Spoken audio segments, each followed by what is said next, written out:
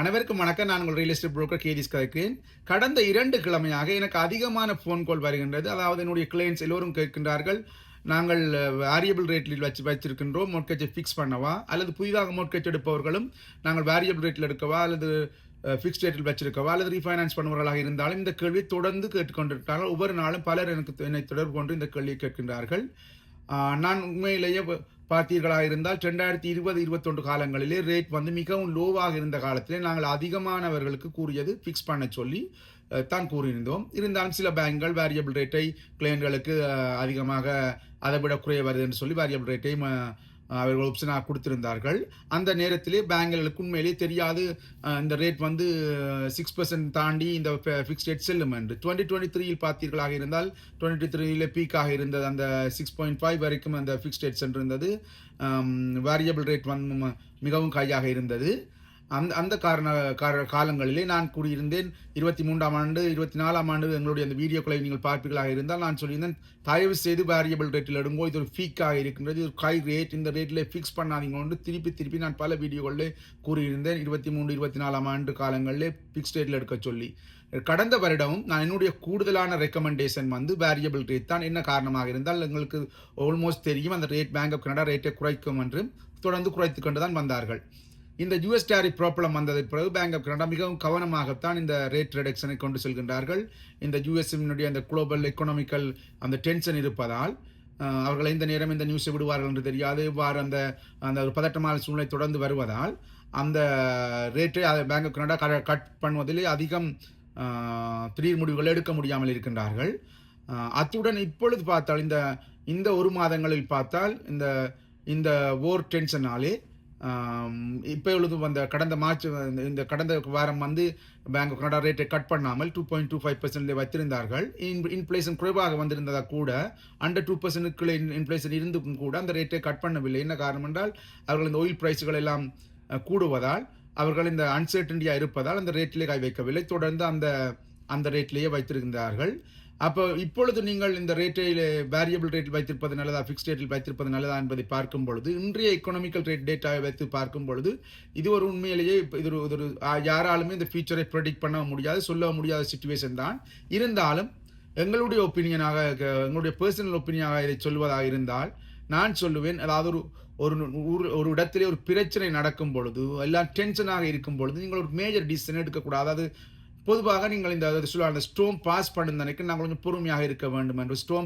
ஒரு பெரிய ஒரு புயல் நடக்கும் பொழுது அதில் போனால் நாங்களும் அடிபட்டு சென்று விடுவோம். ஒரு சுனாமி வரும் பொழுது நாங்கள் நின்றால் அடிபட்டு சென்று விடுவோம். அதே மாதிரி அவ்வாறான நேரங்களிலே கொஞ்சம் கவனமாக அந்த டிசிஷன்களை நாங்கள் எடுக்க வேண்டும். அவ்வாறு தான் இப்பொழுது டக்கண்டு ஒரு எல்லா நியூஸ்களையும் பேனிக்காக அந்த நியூஸ்களை சொல்லும் பொழுது, ஓர் நடக்கின்றது, எக்கனமி அப்படி இப்படி என்றெல்லாம் சொல்லும் பொழுது இந்த நியூஸையே பார்த்து கொண்டு இருப்பவர்களுக்கு ஒரு சிக்கலாக இருக்கும். ஏனென்று சொன்னால் இந்த ஷார்ட் டேர்மிலே எந்த ஒரு எக்கனாமிக்கல் டிசிஷனையும் நாங்கள் எடுக்கக்கூடாது.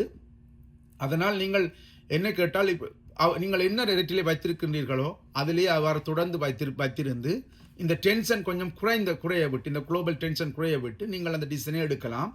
புதிதாக மோட்கேஜ் எடுப்பவர்கள் என்ன செய்யலாம் என்று சொன்னால், நீங்கள் அதாவது உங்களுக்கு ஒரு $50 கூட, அதாவது சொல்லுவாங்க ஒரு பேர்ட் சிட் பண்ணினால் மரம் முறிந்து விழுந்துரும் என்று சொல்வார்கள். அந்த அவ்வாறான ஒரு நிலைமையில் இருந்தால் ஒரு $50 கூடினால் எங்களால் மோட்கேஜ் கட்ட முடியாது, நாங்கள் ஒரு பதற்றமான நிலைமைக்கு தள்ளப்படுவோம், எங்களால் அந்த ரிஸ்கை கூட தாங்க முடியாது என்று நினைப்பவர்கள், அது 4.5 ஆக இருந்தால் என்ன, 4.65 ஆக இருந்தால் என்ன, அந்த ரேட் உங்களுக்கு 4% மேல் தான் இப்பொழுது ஃபிக்ஸ் ரேட் எழுகின்றது.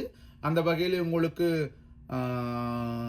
ஒரு ஸ்டெடி பேமெண்ட் வேணும். இந்த பேமெண்ட் தான் எங்களுக்கு நல்லம் என்று நினைப்பவர்கள் அந்த ஃபிக்ஸ்ட் ரேட்டில் இப்பொழுது செல்லலாம். ஏனெனில் 4% இந்த ரேஞ்சும் பரவாயில்லை. அதாவது நாங்கள் 6.5 ரேஞ்சில் பார்க்கும் பொழுது இந்த ஃபிக்ஸ்ட் ரேட் ஓரளவு பரவாயில்லாத ரேட் தான். நீங்கள் கனடா ஹிஸ்டாரிக்கல் ரேட்டுகளை நாங்கள் வைத்தும் பார்க்கும் பொழுது இந்த ரேட் நீங்கள் ஃபிக்ஸ்ட் ரேட்டில் எடுத்தாலும் ஓரளவு சமாளிக்கக்கூடிய ரேட்டில் தான் இருக்கின்றது. ஆனால் நீங்கள் பேங்க் ஆஃப் கனடா ரேட்டை குறைத்தால் இந்த அட்வான்டேஜை பெற முடியாது. இருந்தாலும் நான் இந்த ஜனவரியில் இருந்து கிளையன்ட் சொல்வது, என்னால் ஒரு 100% சொல்ல முடியாது, 50-50 சான்ஸ் தான். ரேட்டு குறையும் அல்லது குறையாமலும் இருக்கலாம். கூடுவதற்குரிய சான்ஸ்கள் மிக குறைவுதான் இந்த ரீசன்ட் பீரியட்லேயே. அதையும் இந்த ஃபியூச்சர் எக்கனாமிக்களை பொறுத்து தான் இருக்கின்றது.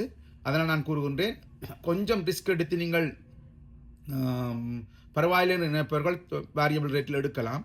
ஆனால் பதட்டமாக இருப்பவர்கள், இல்லை என்னால் பேமெண்டில் கொஞ்சம் கூடினாலும் என்னால் சமாளிக்க முடியாது நினைப்பவர்கள், அடுத்த 5 வருஷத்துக்கு உங்களுக்கு ஒரே பேமெண்ட் வேணும் என்று நினைப்பவர்கள் ஃபிக்ஸ்ட் ரேட்டில் செல்லலாம். நீங்கள் எந்த ஒரு எக்ஸ்பர்ட்டை கேட்டாலும் இதற்கு சரியான முடிவை சொல்ல மாட்டார்கள். ஏனென்று அவ்வாறு இருந்தால் அவர்கள் அனைவருக்கும் சொல்லியிருப்பார்கள் 2020 21 எல்லோரும் ஃபிக்ஸ் பண்ணுங்கன்னு அத்தனை பேங்கும் சொல்லியிருக்கும். ஆனால் சொல்லவில்லை. எந்த ஒரு எக்கனாமிக்கல் எக்ஸ்பர்ட்டும் அதை ஃபிக்ஸ் பண்ணுங்கன்னு ஸ்ட்ராங்காக 100% சொல்லவில்லை. அதே போன்று இந்த பீக்காக இருக்கும் பொழுது 23 24 பீக்காக இருக்கும் பொழுதும் வேரியபிள் ரேட்டில் எடுங்கொண்டு பெரிய எக்ஸ்பர்ட்டுகளோ பேங்களோ சொல்லவில்லை. அவர்கள் அந்த டைமிலும் ஃபிக்ஸ் பண்ணுவதற்காகத்தான் கூடுதலாக முயற்சி எடுத்துக்கொண்டிருந்தால் ஃபிக்ஸ் பண்ண பேங்கை பொறுத்த மட்டும் ஃபிக்ஸ் பண்ணிவிட்டால் அவர்களுடைய கிளையண்ட் அவர்களுக்கு சேஃபாக இருப்பார்கள்.